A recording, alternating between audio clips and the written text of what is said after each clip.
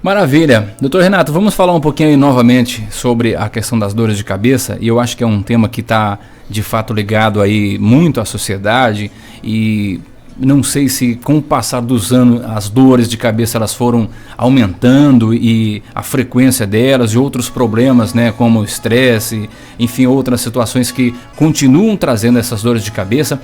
Me parece que as dores de cabeça atualmente elas são mais frequentes do que alguns anos atrás. A gente não ouvia muitas pessoas reclamarem assim como se ouve hoje, doutor. Isso aí é uma constatação, doutor? É verdade, Ivan. Na verdade, o que a gente tem percebido é que a modernidade, as tecnologias nos ajudam, facilitaram um monte nossa vida com você poder, como controle remoto, como os veículos que nos fazem ir para lugares mais rápidos, como o celular, que consegue encurtar a distância, só que a gente acaba dependendo muito desses instrumentos e isso acaba forçando algumas partes do nosso corpo que acabam gerando algumas dores de cabeça. E paralelo a isso, a gente acaba ficando mais estressado. Então, trouxe uma facilidade, nos trouxe vários outros problemas, entre aspas, e isso a gente acaba percebendo que muitos pacientes hoje, cada vez mais jovens, vêm permanecendo em níveis de estresse cada vez maiores. E a gente tem uma certa cultura hoje em dia, isso é relativamente recente, nesses últimos anos, de você sempre se cobrar muito para trabalhar demais. Então, é um excesso de produtividade o tempo todo. E nosso corpo não aguenta isso por tanto tempo, o tempo todo. E muitas vezes a gente pega pacientes muito jovens, até 16, 18 anos, 20 anos, 30 anos, que já estão em níveis de estresse muito grandes. E a dor de cabeça acaba sempre sendo um alerta. Alguns pacientes têm algumas doenças crônicas, como enxaqueca, como alguns tipos de outros problemas mais sérios. Mas você pega, a maior parte dos pacientes possuem as dores de cabeça, como eu comentei, que é a tensional, que é a dor de cabeça do dia a dia, porque não dormiu direito, porque passou o dia todo em frente ao computador, em posições inadequadas, ou você está na frente ali trabalhando no escritório com a coluna meio curvada, olhando para baixo, sem uma posição adequada, e raramente as pessoas já estão fazendo atividade física, isso também acaba prejudicando tudo isso. Doutor, o senhor já falou aqui que não é comum sentir dor de cabeça com muita frequência, né? Tem ali um certo, digamos, limite para essas dores de cabeça em termos de número. Mas quando a pessoa está dessa forma que o senhor apresentou aí, né? Não tem uma boa postura, muito contato com a questão virtual, um trabalho bastante excessivo, bastante estressante, e aí as dores de cabeça acabam se tornando rotina na vida da pessoa. Precisa descobrir o que está ocasionando a dor de cabeça nesse caso. Com certeza, sim. E é essa a questão, tem que descobrir qual que é a causa. Nem sempre é muito fácil, nem sempre é só uma. Como eu disse, a síndrome do homem moderno, ou da mulher moderna é essa. Dorme mal à noite, acorda mal, precisa tomar vários litros de café ao longo do dia para poder conseguir manter a sua performance. Se alimenta mal. Aqui a gente já está tendo um aumento grande, aqui mesmo aqui na nossa cidade, dos fast foods. Então, a alimentação já acaba deixando um pouco a desejar. Muita coisa industrializada. Muita fritura, muita coisa industrializada. Acaba comendo um pouco pior. E isso, com certeza, tem seu preço, né? A gente acaba se ficando mais estressado e acaba ficando com mais dores de cabeça também. Maico. Doutor, as dores de cabeça, se não tratadas, porque a gente precisa identificar a causa, né? Mas se não tratadas, ela pode evoluir para um quadro mais grave? E quais seriam esses quadros mais graves de uma dor de cabeça? Bom, é ótima essa pergunta, Maico. Na verdade, assim, a dor de cabeça, que é essa aqui muito relacionada ao estresse, à ansiedade, ela não tem a ideia de virar uma coisa mais grave como um câncer ou gerar um AVC, um derrame cerebral. Isso não acontece.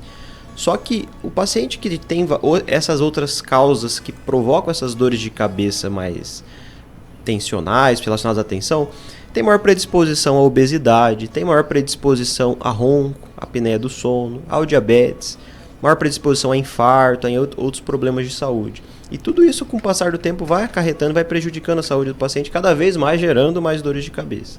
E uma grande questão é que é um outro ponto que hoje é cada dia mais comum, que é o abuso de remédio, que também gera dor de cabeça. Então você está ali, uma dorzinha de cabeça no fim do dia, você acha que não é nada, ou você até já sabe qual que é o problema, você sabe que você não está dormindo bem, não está trabalhando bem, mas você começa a tomar um Dorflex, uma dipirona, uma Neosaldina, Aí aquela caixa de remédio que você durava, que seu pai dava para você, que durava 1 ano, 2 anos, você está tomando em uma semana. Então, isso é um perigo, isso é um perigo. E, na verdade, quando o paciente chega nessa fase, é muito difícil de você reverter. Não é impossível, você consegue, mas não é fácil. Então, primeira coisa é ter essa iniciativa. Você está tomando muito remédio, você está uma cartela ali de uma dipirona, de uma Neosaldina, está durando menos de uma semana para você, é um alerta, então está normal. Doutor, mas essas dores frequentes de cabeça, elas podem evoluir para uma enxaqueca, por exemplo? A enxaqueca, em geral, ela já tem um cunho genético.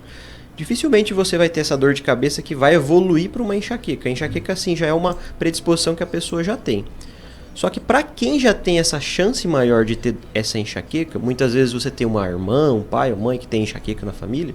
Se você leva uma vida mais desregrada, se você passa períodos do dia comendo mal, dormindo mal, a chance de você ter crises mais frequentes de enxaqueca é maior. Não que você vai criar essa enxaqueca, mas você pode estar tendo crise o tempo todo por conta disso. Bom, nós estamos falando aqui com o Dr. Renato Carvalho Santos, especialista em neurologia e neurocirurgia. Daqui a pouco o doutor vai falar sobre os procedimentos cirúrgicos, inclusive, que já são feitos em Juína. A região toda é atendida aqui em Juína pelo Dr. Renato Carvalho, inclusive os moradores de Brasnorte, Marco, que dependem desse atendimento, podem contar com um especialista aqui na cidade de Juína, Dr. Renato Carvalho. Doutor, o cafezinho que o senhor falou agora há pouco, ele é prejudicial para pessoas que sofrem com dor de cabeça? Ele pode desencadear série de dor de cabeça também? O café, ele é mocinho e vilão nisso tudo. Ele a cafeína, ele é um estimulante, ele ajuda nós a mantermos nossa atenção pela manhã, a gente acorda, consegue manter o foco. E ele tem um certo efeito positivo no nosso cérebro. Só que como tudo em excesso acaba sendo prejudicial. E esse é o problema, que nós gostamos muito do café. Exato. É uma coisa um pouco do brasileiro, a gente toma muito café. Sim. O nosso café, ele é mais forte do que o café dos outros países, a gente tende a não tomar um café muito aguado.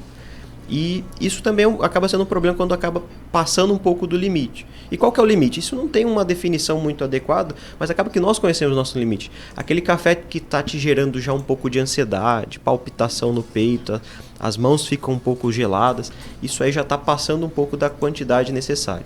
E não tem eu sempre falo isso para os amigos, para os pacientes no consultório. E não tem receita de bolo para cada tipo de... O que faz mal, o que não faz bem em relação ao café. Hoje tem várias pessoas ou pacientes que falam que quando tomam muito café sentem dor de cabeça, estimula, e de fato isso é verdade. Mas tem outras pessoas que é tão, entre aspas, dependente do café, tomam café diariamente, que quando não tomam num fim de semana, por exemplo, eles já se sentem mal, inclusive tem dor de cabeça. Então, café em excesso faz mal. A falta de café para quem tem costume de tomar café diariamente também não é adequado. Mantemos ali na nossa 1, 2 xícaras, pelo menos aí pela manhã ou após almoço, isso é o suficiente. Você está tomando ali uma garrafa quase que sozinho, isso realmente está inadequado. Eu queria dar um exemplo aqui, Maico e ouvintes, um exemplo da minha casa. A minha mãe, por exemplo, tem 76 anos de idade, ela sentia muitas dores de cabeça, doutor. E tomadeira de café, mineira, tomadeira de café, e a minha mãe sentia muitas dores de cabeça, a única medicação que ela toma diariamente é para hipertensão, né, para o controle da pressão. E um certo dia eu levei para um amigo cardiologista em Juína e o médico trocou a medicação dela de um comprimido para 2 outros novos comprimidos. E nunca mais ela teve dor de cabeça. Ou seja, era a medicação que não estava adequada para o tratamento da hipertensão. Então, assim, às vezes as pessoas sofrem, né? Tomam uma medicação controlada e essa medicação passou-se muito tempo e não foi ao médico para fazer um check-up novamente. E ela toma muito café até hoje, deixa a garrafa em casa lá, quando ela não está em casa, a garrafa sobra. Quando ela está em casa, tem que fazer 2 vezes. Não era o café que estava dor de cabeça. Exato. E é bem isso, não tem assim uma receita de bolo. Quem toma mais de 3 xícaras de café por dia não está errado, vai ter dor de cabeça. Não é bem isso. Às vezes acostumado a vida toda, ela trocou ali outras causas que poderiam estar provocando isso e resolveu a dor de cabeça dela. Ótimo. Ninguém vai falar para ela assim, como que é o nome dela, Ivan? Dona Odilza. Dona Odilza, você vai ter que parar de tomar café agora. A vida toda tomando café, vamos parar de tomar café. Não é isso que a gente quer. E nós tiramos um peso da consciência, porque a gente falava, mãe, está tomando muito café, para, diminui. Aí nós tiramos um peso da consciência e ela continua tomando um cafezinho dela. Aí tem a outra preocupação, não tomar café muito doce, né? Exato. Com a idade, evitar o diabetes, enfim. Diga, Maicon. Na verdade, a gente fala sobre o café, mas é muito comum, doutor, a gente vê em campanhas publicitárias, por exemplo, de médicos oftalmologistas, de optometristas, dizendo, olha, você sente dor de cabeça, cuidado, pode estar relacionado a algum problema de visão. De fato, a visão pode interferir numa dor de cabeça? Pode sim. É muito comum e as pessoas associam isso demais. É até bem comum no consultório muitos pacientes virem do médico oftalmologista e depois às vezes passam com o neuro. É muito comum você ter esses problemas de visão, e problemas de visão a longo prazo você tende a forçar mais a visão, acaba forçando mais esses músculos aqui próximo da região do olho, e como eu disse, músculo trabalhando em excesso gera tensão, tensão gera dor de cabeça. E isso aí acaba realmente gerando dor de cabeça. Nem sempre é só isso. É bom frisar isso. Às vezes a gente acaba associando muito rápido, não, eu estou com dor de cabeça, é problema visual. Nem sempre é só isso. Às vezes você está passando tempo excessivo em tela, na frente de um computador ou na frente do celular, e o problema não é propriamente a visão, é propriamente o que está gerando ali esse estímulo excessivo na frente dos seus olhos. Ou, novamente, estresse, ansiedade, entre outras coisas. É bom tentar identificar. Eu costumo sempre, em alguns casos que o paciente tem tido dores de cabeça refratárias, a gente encaminhar o oftalmologista para poder estar fazendo essa avaliação também. Às vezes é importante e o paciente acaba melhorando. Doutor, refrigerantes. A gente sabe que tem pessoas que não vivem sem um tal da Coca-Cola, por exemplo. Esse refrigerante ou outros também provocam as dores de cabeça? Eles ajudam a aumentar as dores de cabeça? Podem provocar sim, Ivan. Assim, tudo que tem excesso de glicose ou excessos de açúcares tende a aumentar a chance de você ter algumas dores de cabeça. Para quem tem enxaqueca, o excesso de açúcar é um dos fatores que podem gerar crise. Então, refrigerantes muito doces, e se você pegar a bula ali, a quantidade de açúcar que tem na Coca-Cola é excessiva. Ela é muito grande. E eu falo também um outro detalhe. Às vezes a gente fala do sal dos refrigerantes, mas você pega até esses sucos enlatados, suco Del Valle, entre outros, a quantidade de açúcares também é muito alta. Ele não é gaseificado, ele tem ali uma quantidade, mas ele usa muito conservante, então você não pode trocar também uma coisa pela outra. Nosso suquinho natural, uma água, tentar evitar desse uso contínuo aí de refrigerante é o caminho. Bom, as pessoas já começam a participar do nosso bate-papo aqui com o Dr. Renato Carvalho. Você pode tirar a sua dúvida, nós estamos ao vivo aqui com o Dr. Renato Carvalho no estúdio. Você pode fazer a sua pergunta aí, manda a pergunta em texto para que a gente possa ler aqui para o Dr. Renato. Doutor, aqui a pergunta da Regiane é a seguinte: bom dia, Ivan, comecei a sentir muita dor de cabeça e tontura, também vertigem, já passa de 8 dias. Fui ao médico e estou tomando remédio, mas não melhorei ainda. O que pode ser? É bem importante, Regiane, bom dia para você. Quando você tem tontura, quando você tem dores de cabeça, é importante você tentar analisar o tipo da tontura, se essa tontura está acontecendo o tempo todo, você está paradinha ali e está tendo tontura, ou quando você levanta, vai deitar na cama, e você tem que entender se isso aí realmente é uma tontura, ou seja, o mundo está girando, parece que eu estou num brinquedo de criança, aquele que girava, ou se é só uma sensação de mal-estar. Isso é muito importante para a gente entender. Até 2 semanas de dores de cabeça, ainda a gente chama de uma dor de cabeça aguda. Se isso aí não aconteceu antes, a gente consegue ter um pouco mais de tranquilidade. Podemos usar algumas medicações, mas sempre lembrar de outras coisas que eu também sempre falo. Boa noite de sono, tentar evitar um trabalho excessivo durante esses dias, fazer às vezes um pouco de massagem durante a noite, fechar os olhos, ter uma boa qualidade de sono, tudo isso vai te ajudar. Se por acaso perceber que as medicações não estão melhorando, é importante retornar no médico que consultou. O senhor falando aí, doutor, sobre questão de tonturas, o Matheus já mandou uma pergunta aqui dizendo o seguinte, que quando levanta da cama, às vezes está deitado no sofá ou na cama, levanta meio rapidamente, escurece as vistas e sente uma certa tontura que precisa sentar novamente. Isso aí pode ser o que, doutor? Existe uma patologia, uma doença que é muito comum, que é o que a gente acaba meio que, às vezes, resumindo no que a gente chama de labirintite.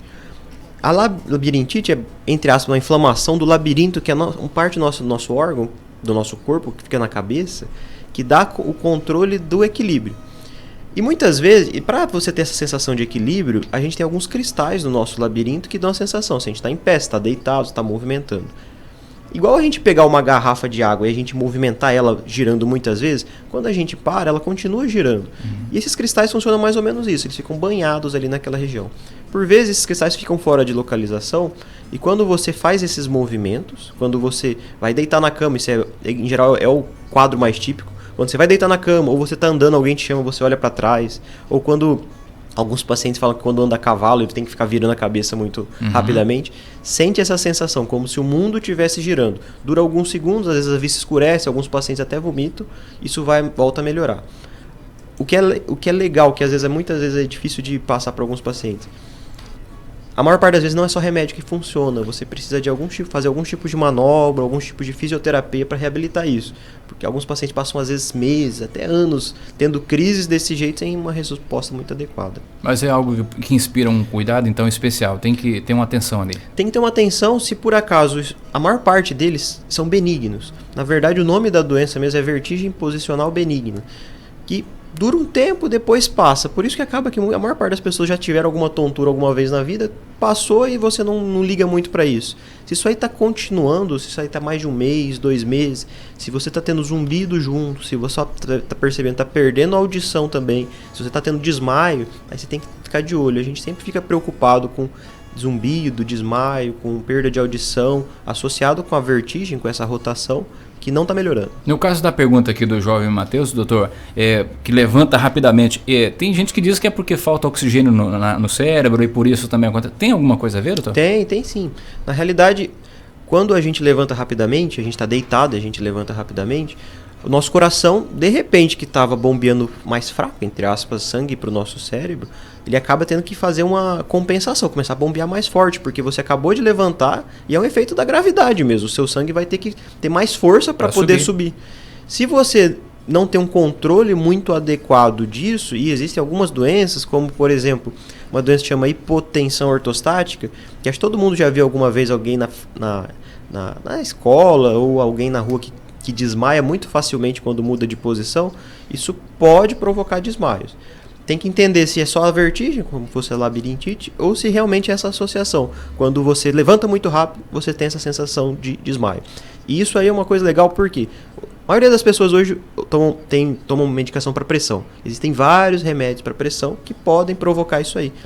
Que é essa hipotensão ortostática. Você vai levantar, a pressão abaixa um pouco, falta oxigênio no cérebro e dá essa sensação que você vai desmaiar ou até desmaia mesmo. Tem que ficar de olho, tem que tentar achar qual que é a causa. Maico, doutor Renato, na escuta.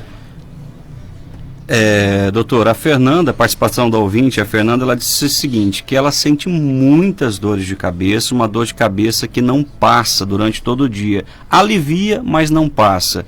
Mas ela diz aqui que ela tem um agravante, que além da dor de cabeça, ela sente muito enjoo durante todo o dia, e ela gostaria de saber o que pode estar acontecendo com ela. Legal, Michael. Então, dores de cabeça junto com enjoo, se dependendo da idade da paciente, se essas dores já acontecem há muito tempo, começou desde próximo de jovem, se está muito associado às vezes com a vista meio turva, são características muito parecidas com enxaqueca.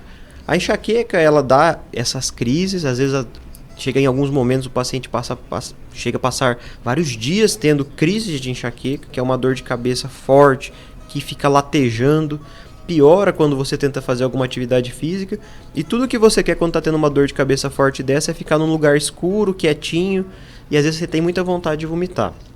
Se isso está ficando muito frequente, você tem que procurar ajuda, porque existem tratamentos para você tentar sair da crise e existe tratamento para você tentar evitar de ter novas crises. Mas infelizmente para enxaqueca, se for realmente o caso, a gente ainda não tem uma cura. Mas a gente tem um controle muito adequado hoje em dia. Marco, tem uma pergunta aqui de um ouvinte também de Brasnorte, né? Que é a Cláudia. Ela pergunta justamente, doutor, você vê como que a gente começa a puxar o assunto e as pessoas começam a identificar, encontrar alguém na família, um parente, um amigo, que sofre com alguma coisa daquilo que estamos falando. A Cláudia pergunta, Ivan, para o doutor, se é normal em criança de 13 anos ser assim, de levantar e sentir tontura. Então as pessoas começam a identificar com o tema, doutor. Exato. Em crianças isso não é tão comum, sabe? Realmente não é o usual, isso costuma acontecer mais em idade adulta. Se essa tontura dura poucos segundos, é só repentina, não é nada tão preocupante. Só que se o paciente já bateu a cabeça, se teve já algum acidente, se tem algum outro sintoma, como por exemplo dificuldade para andar, já teve algum outro episódio de desmaio, é bom investigar. Realmente, um pouco de tontura quando você levanta muito rápido, a gente sabe que as crianças às vezes são muito afoitas para levantar rapidamente, isso pode acontecer. Se isso aí está se tornando frequente, tem que ser avaliado, não é uma situação muito comum, não. É bom perguntar para os jovens se acontece com bastante frequência, nesse caso procurar o especialista. O Nilson está perguntando o seguinte: Ivan, eu gostaria de saber com o doutor Renato se é normal a gente ter sangramento pelo nariz diariamente, doutor. Legal, Nilson. Essa é uma situação bem interessante. Às vezes a gente fica muito preocupado, a gente recebe já muitos pacientes no consultório com sangramento nasal e com algum tipo de preocupação se há algum problema na cabeça. Se alguma vez estourou na cabeça ou coisa do tipo. É muito raro, Nilson, ter alguma relação do sangramento nasal com algum problema na cabeça. Pode acontecer? Pode, realmente. Ele costuma ser causas semelhantes. Por exemplo, picos de pressão podem às vezes romper algum vaso no nariz e isso gerar o sangramento. E se você está acontecendo isso, pode ser que você também tenha algum problema na cabeça. Mas isso nem sempre é verdade. Na nossa região, estamos passando agora começou período seco, né? Período seco, mas foi um período agora aí durante esses 3, 4 meses que a gente teve muito sangramento nasal em alguns pacientes. Vale a dica, umidificar bem as narinas, só com soro mesmo, que você compra em qualquer farmácia, é muito importante durante esse período. Deixar uma toalha molhada no seu quarto à noite, se você tiver um umidificador, usar um umidificador, tentar evitar permanecer longos períodos no nosso ar-condicionado, que às vezes ajuda tanto a gente, mas resseca muito as nossas mucosas. Isso aí costuma já ser o principal. Na maior parte das vezes são problemas no nariz mesmo, nos vasos do nariz que provocam esse sangramento. Mas novamente, diariamente ter sangramentos nasais não é normal, mesmo agora, principalmente agora que a gente saiu do tempo seco, então não é para estar acontecendo isso. Quem nunca, né, doutor, teve ali sangramento no nariz, às vezes está do nada ali, sangra, e você levanta o nariz, segura um pouquinho e já estanca ali, já passa, né? Agora tem que verificar a frequência. A Cláudia está agradecendo aqui, doutor, pela resposta, mandou aqui obrigado você, Cláudia, pela audiência. O Sidney está perguntando: Ivan, gostaria de saber com o doutor Renato, eu tenho dor de cabeça, só tomar vento no rosto ou na cabeça, não posso nem ligar o ventilador. Só tomar vento no rosto, essa não é tão comum. Mas assim, uma coisa que a gente tem que são uma das causas também de dor de cabeça que pode acontecer é a sinusite, né? Também é uma coisa muito comum de ter alguns pacientes. E às vezes pode acontecer que algum tipo de famosa friagem, algum tipo de vento no rosto pode provocar um pouquinho de dor. Isso aí gerar um pouquinho de dor de cabeça. É importante analisar. Se por acaso esse vento aí tá sendo um vento muito gelado, ou se é só realmente para o ventilador, tem que dar uma olhada também na parte do nariz, porque às vezes a dor de cabeça está mais relacionada ali do que propriamente a cabeça em si. A sinusite é o que, doutor? A sinusite, a gente tem junto com o nosso nariz, dentro do osso do rosto mesmo, algumas cavidades, alguns buracos dentro do nosso osso, que são os nossos seios da face. Então toda vez que a gente respira, o nosso ar passa pelo nosso nariz, vai para o pulmão, só que ele circula através dessas cavidades, desses buracos que são nossos seios. A gente tem uma próxima ao nariz aqui do lado, e a gente tem atrás dos olhos e um pouco acima dos olhos, nessa região que a gente chama da testa, na região frontal. Todos esses seios, eles têm mucosa, que produz muco, que quando a gente está com infecção de nariz ou alguma coisa, começa a escorrer pelo nosso nariz. Muitas vezes, esse muco fica tão grande, tão espesso, quando tem uma infecção desses seios, e um desses seios, às vezes, ele se fecha, e o ar entra e não consegue circular. Tudo que fica meio preso lá dentro acaba gerando dor. Então você respira, às vezes até como disse, um ar gelado, ou fica próximo, às vezes, no ar-condicionado. Isso acaba gerando dor. Mas é uma dor tipicamente muito no rosto, na testa, atrás dos olhos. O paciente às vezes queixa muito de quando ele vai dormir à noite ter um pouquinho de tosse, porque às vezes sai uma secreçãozinha lá atrás. Às vezes até com mau cheiro, né, doutor, essa secreção, né? Às vezes com mau cheiro, meio amarelada. Às vezes é um paciente que tem percebe que tem um hálito ruim ao longo do dia e não consegue identificar muito bem a causa. E você tem a sinusite aguda, que é aquela que assim, difícil você não saber o que é, o paciente fica ruim, em alguns casos tem febre, fica com o nariz escorrendo, dores de cabeça. E você tem já o paciente tem uma sinusite crônica, que ele tem períodos que piora, mas ele passa praticamente o ano todo, durante muito tempo, com essas dores de cabeça que não melhoram, o nariz quase sempre trancado ou obstruído, e volta meio tendo uma secreçãozinha saindo. E o tratamento é basicamente fazer uma limpeza dessas cavidades, doutor? A limpeza ela ajuda no tratamento, na prevenção disso aí, mas quando você já tem a sinusite mesmo, aguda, já é uma inflamação, uma infecção na maior parte das vezes, ou por um vírus ou por bactéria, e aí vai depender. Se tem algum sinal de ser uma infecção por bactéria, precisa de um médico para poder avaliar e passar um antibiótico. Se é uma infecção crônica, aí você já tem que ter um cuidado melhor, em geral com alguns dos nossos amigos otorrinos, porque é possível, se necessário, às vezes entrar com algumas medicações nasais, inclusive alguns descongestionantes ou alguns outros tipos de remédio. Maravilha, estamos falando com o Dr. Renato Carvalho Santos, que é especialista em neurologia e neurocirurgia, ao vivo com a gente aqui. Maicon. O bate-papo tá gostoso e o público começa a interagir conosco, viu, Ivan e doutor? Olha, a Maria Priscila, doutor, ela mandou a pergunta seguinte, que quando ela está em pé, tudo tranquilo, tudo certo, ela deita, começa a sentir dor de cabeça. Por que que isso acontece? Em pé estou bem, deitada, dói a cabeça. É importante olhar aí, Priscila, se essa dor de cabeça sua, ela acontece o tempo todo que você deita para poder fazer isso. Só que a gente também tem que dar uma checada até na nossa parte das nossas musculaturas. Muitas vezes quando a gente deita, se está em cima de um travesseiro um pouco mais alto, ou se você tem uma posição um pouquinho inadequada, você sente uma dor na região mais de trás da cabeça, ou até que vai para frente, principalmente que está forçando um pouquinho mais essa musculatura.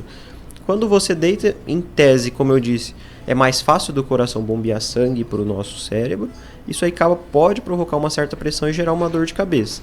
Então é comum, todo mundo deita assim diariamente, a gente não é normal a gente ter dor de cabeça quando a gente deita. Importante avaliar, pode ser algo mais simples, como eu disse, um problema na musculatura, quando você deita, às vezes um excesso de tensão nessa região, mas é importante dar uma checada.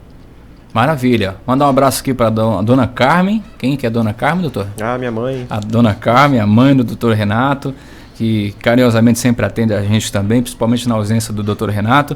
Doutor Renato, olha a mensagem que eu recebi aqui. A nossa secretária de saúde, Marcela Américo, está voltando para a Terra Roxa, que está acontecendo um evento lá na prefeitura, e a sala mandou uma mensagem aqui. Ivan, parabéns pela entrevista, retornando para a Terra Roxa, com informações pertinentes. Excelente, doutor Renato, tem se destacado pela clínica assertiva e atendimento humanizado. Ah, muito obrigado. Marcela ajuda bastante a gente aí em todos os momentos e é sempre um prazer estar podendo ajudar também. Maravilha. Obrigado, Marcela, nossa secretária de saúde de Juína, acompanhando a nossa entrevista também.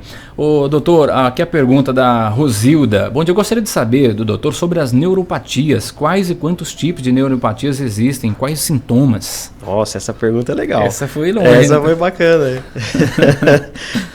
Então, Rosilda, as neuropatias são algumas doenças dos nervos periféricos. Só uma pequena ressalva, porque às vezes é muito comum a gente ter essa dúvida. Quando a gente fala em nervo, a gente não está falando naquela, igual a gente fala naquela, tô com os nervos à flor da pele, que eu tô com a cabeça, eu tô estressado, eu tô meio irritado. Tô falando dos nervos mesmo, a estrutura do nervo, que igual aquele nervinho quando tá no cotovelo, que você bate assim no lado e você sente um choque. É um choque. Essas são as neuropatias, quando você tem uma doença do nervo. A gente tem várias causas de neuropatias. A gente tem as neuropatias, por exemplo, traumáticas. Você levou uma facada, você cortou a mão e você perdeu a movimentação e a sensibilidade de um lado. Por exemplo, você tem uma hérnia de disco na coluna. Uma hérnia de disco comprime um nervo e você sente uma dor num local bem específico da perna ou das costas. E você tem algumas outras causas de neuropatias, como por exemplo as infecciosas. Na nossa região a gente tem uma prevalência de hanseníase muito grande. E a hanseníase é tipicamente uma doença no Brasil e principalmente na nossa região que acomete bastante os nervos. Outros tipos de neuropatia são as neuropatias relacionadas ao uso de algumas medicações. Alguns remédios podem provocar dor nos nervos e algumas doenças, como hoje em dia, o próprio Covid. O Covid ataca alguns nervos. Os principais são os nervos o olfatório e o nervo da gustação. Isso aí acaba gerando, como a maior parte dos pacientes já sabe, dificuldade de sentir cheiros, dificuldade de sentir gostos, mas também pode atacar os nervos periféricos. A gente tem vários pacientes que a gente acompanha, que passaram longos períodos internados e hoje em dia tem dificuldade de movimentação. Alguns têm tremores, outros têm dificuldade de andar. Tem que ser avaliado. Realmente, neuropatias é uma gama muito grande de doenças.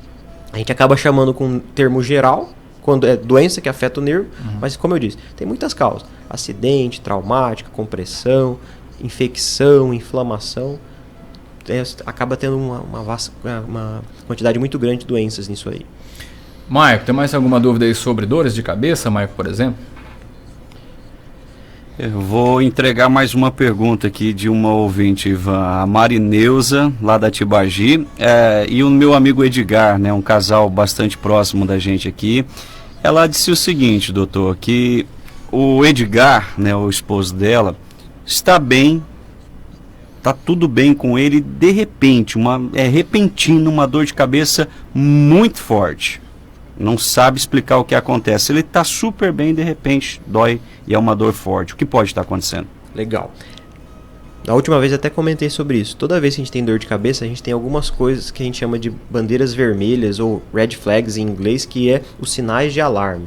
Toda vez que você tem dor de cabeça que não está melhorando com as medicações, se você tem mais de 50 anos e começou com uma dor de cabeça nova, ou se você está tendo dores de cabeça súbitas que nunca teve, ou como você disse, a pior dor de cabeça da sua vida, você tem que procurar atendimento, porque realmente, dores de cabeça súbita, a gente sempre fica preocupado com doenças dos vasos do cérebro.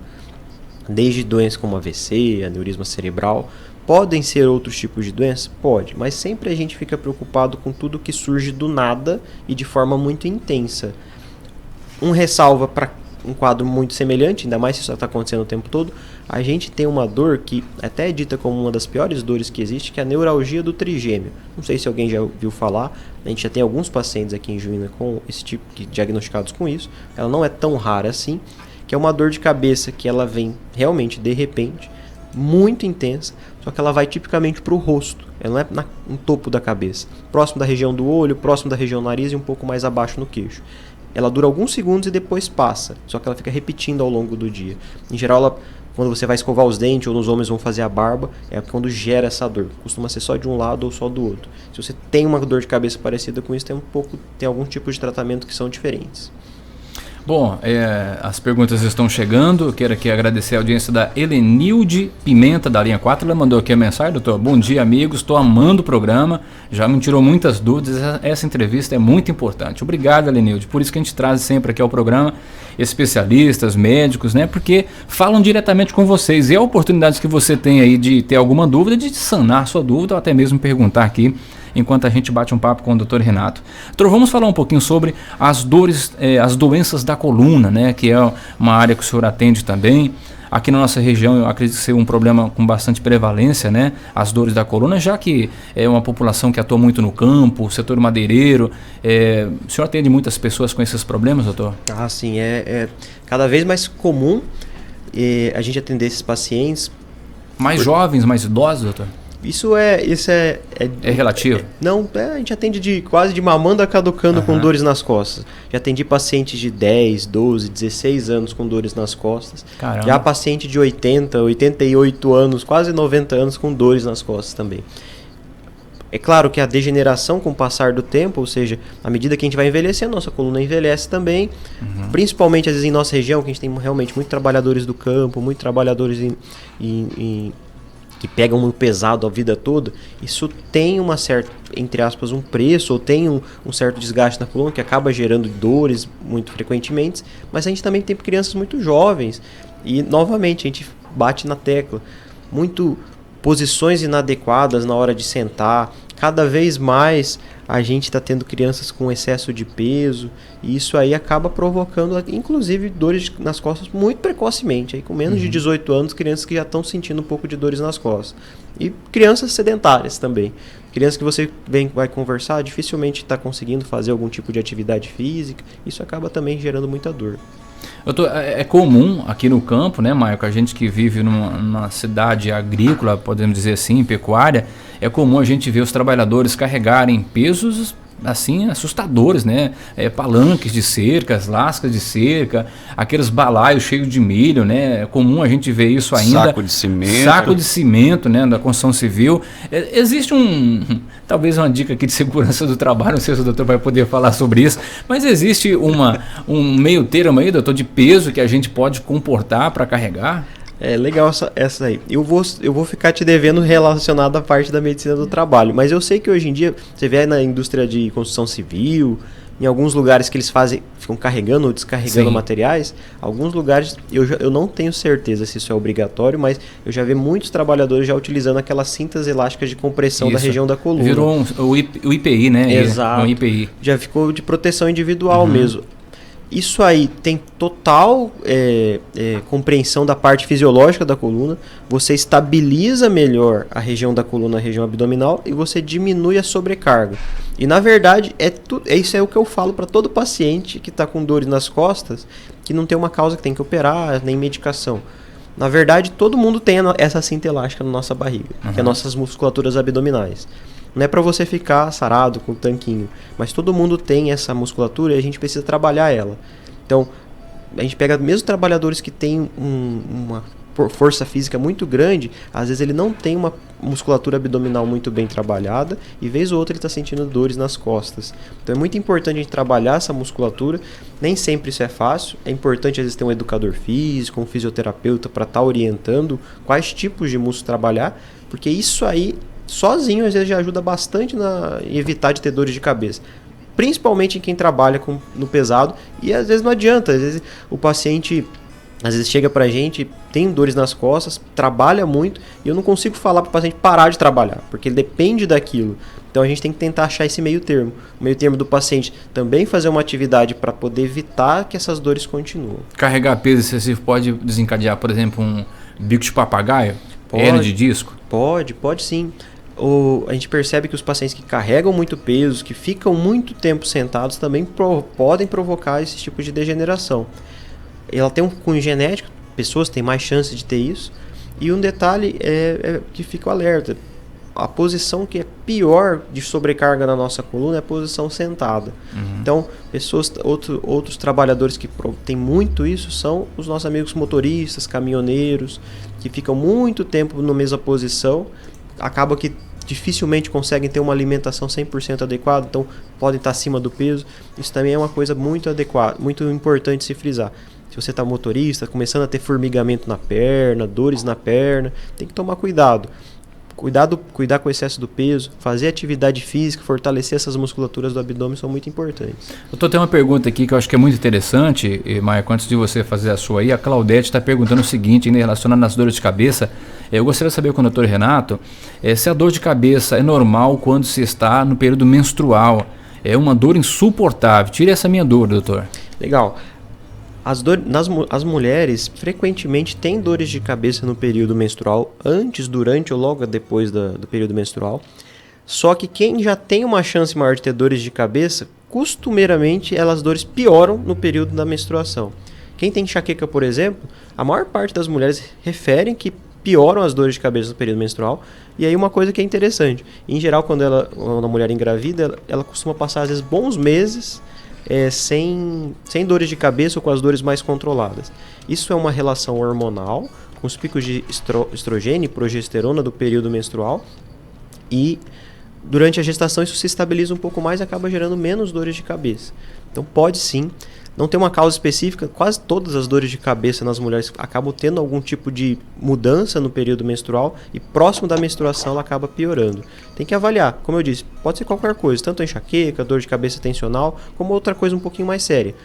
Mas não é você não está sozinha nessa. Infelizmente, as nossas amigas mulheres todas as vezes no consultório reclamam muito de que no período menstrual pioram muito as dores de cabeça.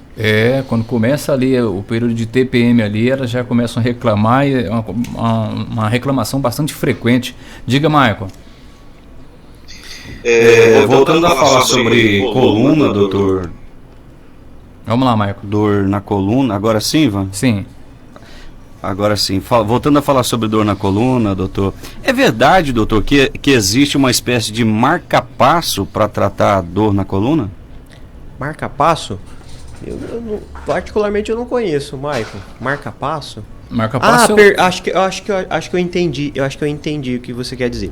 A gente tem tem hoje em dia um gerador, um eletrodo, que a gente utiliza na nossa coluna, certo? Para alguns tipos de dores que a gente coloca. E a gente coloca como se fosse um gerador que parece um marca-passo, mesmo próximo da região do peito ou mais atrás nas costas, dependendo do tipo de cirurgia. Para alguns tipos de dores nas costas, sim, realmente existe.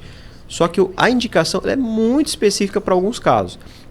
Costuma ser indicado nos pacientes que já operaram a coluna e permaneceram com dores crônicas muito importantes.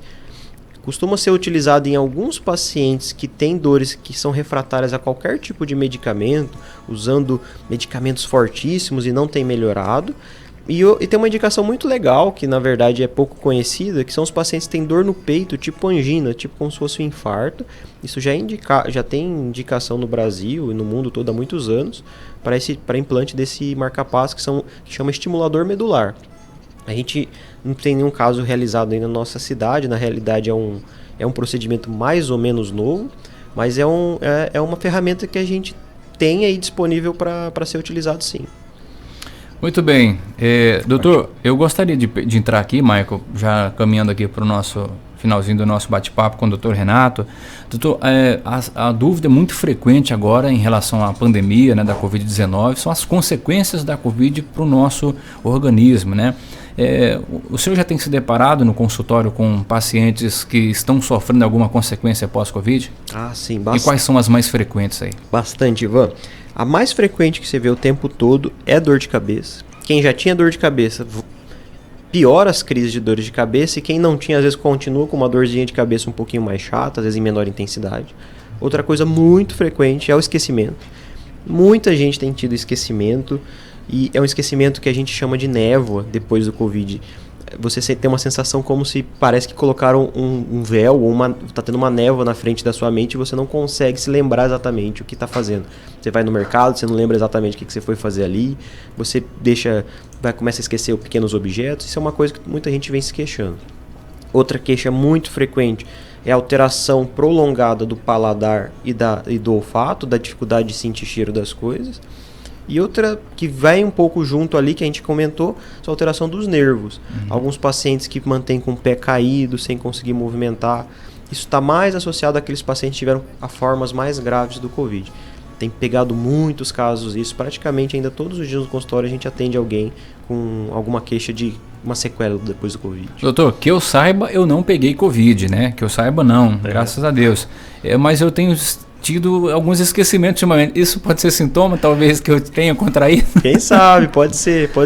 Eu estou fazendo essa pergunta porque pode ser uma dúvida aí, Marco, de muita gente. Né? Você também está nessa situação, Marco? A minha também. Então, eu acho o seguinte, que eu saiba, não peguei a Covid. Talvez tenha que fazer o exame aí para detectar, né, os anticorpos aí, mas também já fui imunizado. Mas ultimamente tem tido muito esquecimento. Ontem eu conversava com o João Luiz e falei, João, olha, ultimamente eu estou esquecendo. Eu saio da minha sala para ir na produção e não lembro o que eu fui fazer lá. Tenho que voltar e tentar. Pego o telefone para ligar para alguém. Se alguém me perguntar alguma coisa, eu ia ligar para quem mesmo? Então, assim, tá nesse estágio aí. Agora eu não sei se junta um pouquinho de tudo, né? Mas esquecimento, que então... O que o senhor pode dizer pra gente, doutor? Doutor, dá esquecimento também é talvez uma das queixas também mais comuns no consultório. Todo mundo tem algum queixa de que está esquecendo. E a dúvida é quando que esse esquecimento passa a ser uma coisa do dia a dia, ou até quando você já está envelhecendo, fala, não, isso é coisa de idade mesmo, para ser um esquecimento errado, patológico, um problema, um Alzheimer. Que não é o nosso caso, nós estamos com 18 anos, né, mãe? Inclusive, doutor, a ouvinte acabou aqui de fazer uma piada dizendo, a idade. A idade está relacionada a isso ou não? Doutor? Exato, esse é um ponto que é legal. Não é porque você está envelhecendo que você tem que ter esquecimento. Esse esquecimento ele pode acontecer, ele pode aumentar um pouquinho, mas não é uma coisa que tem que sempre acontecer. E a gente tem que ficar atento a isso. Às vezes a gente tem diagnósticos muito tardios de alguns tipos de problemas de saúde, porque às vezes, não, é só a idade, está esquecendo mesmo, é isso mesmo. É que a gente fica atento. Se você está esquecendo coisas que antes você sabia, por exemplo, você está indo em lugares e você não está se perdendo naqueles lugares. Onde que eu estou mesmo? Onde que eu estava? Lugares que você tem o hábito de conhecer e você não conhece mais.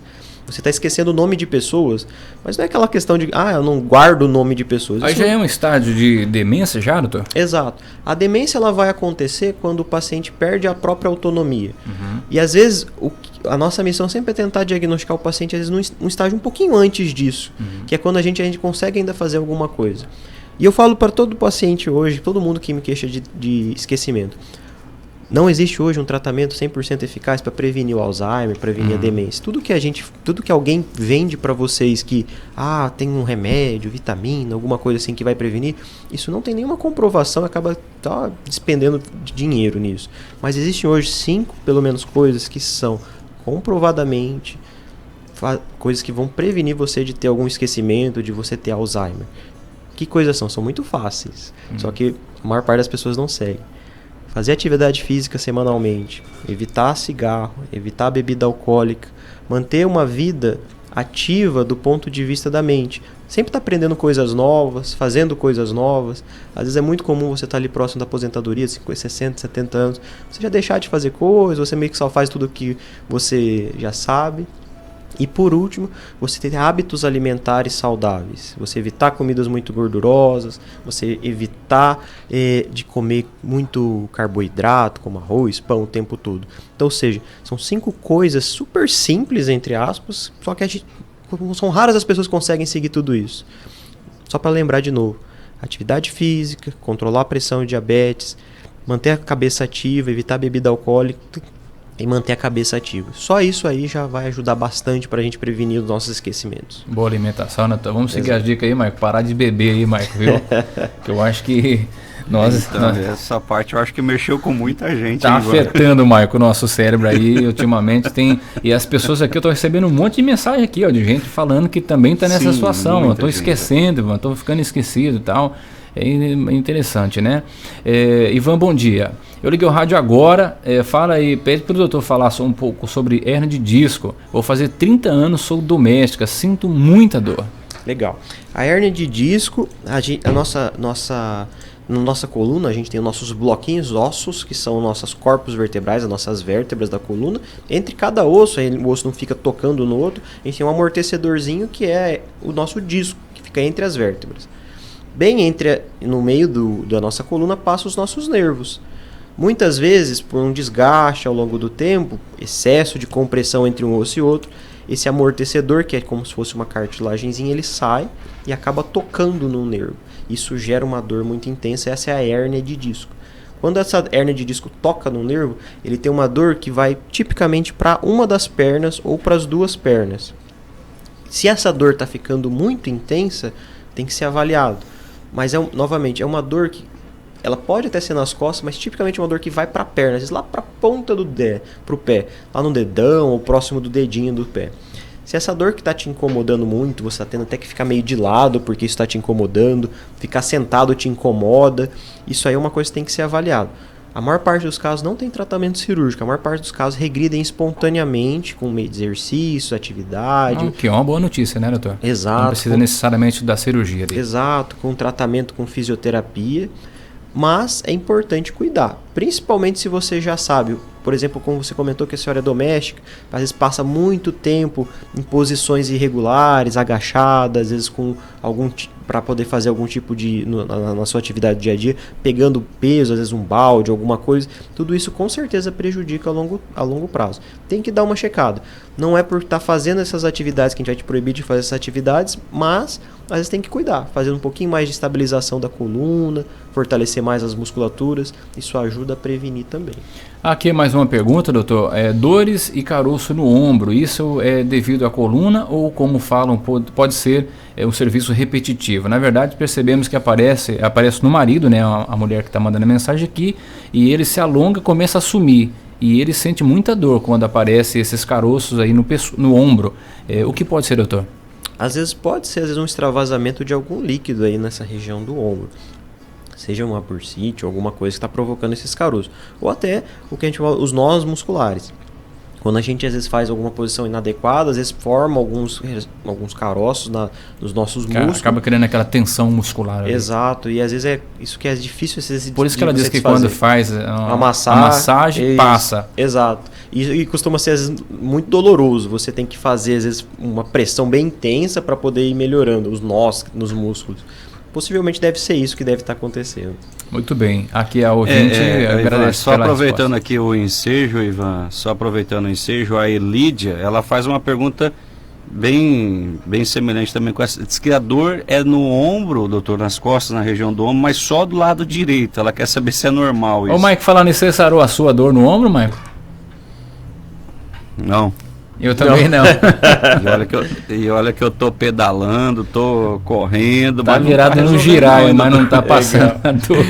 Não tá passando, não. O ombro é uma coisa interessante, porque a gente também tem alguns músculos aí do ombro, Ivan, Maico, que ele estabiliza o ombro. E eles são músculos que a gente não mexe neles muito no nosso dia a dia.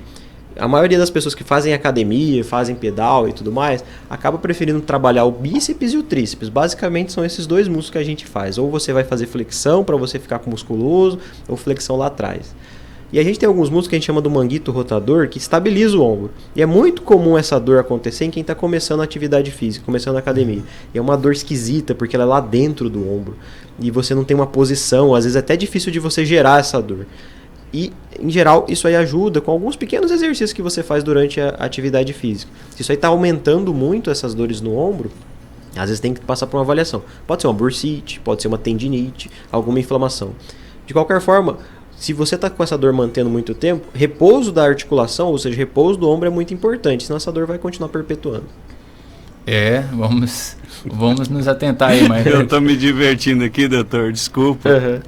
Eu estou me divertindo com algumas pessoas aqui, alguns ouvintes estão dizendo, olha, acabei de esquecer tudo, ainda mais a parte que o doutor falou de parar de beber. Acabei de esquecer. Eu não lembrou mais. Nessa parte que não pode esquecer, né, gente? Vamos lembrar dessa parte. Eu esqueci o que? Onde deixou a bebida. Exato.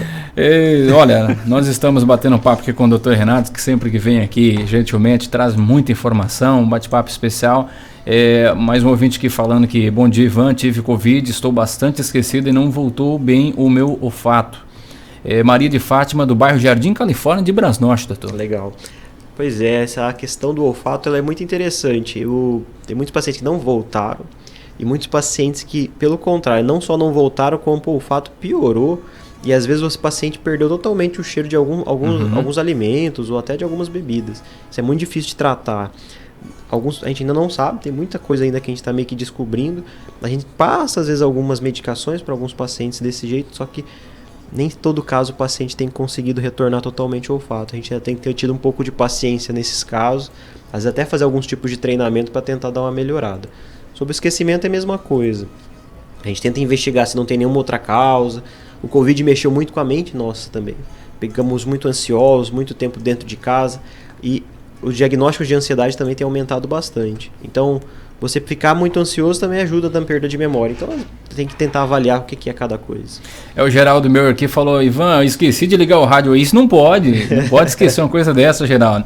Aqui o seu Pedro lá no Módulo 6 falou assim, Ivan, depois da pandemia, eu estou esquecendo de pagar as contas. Ixi, isso aí tá ficando frequente.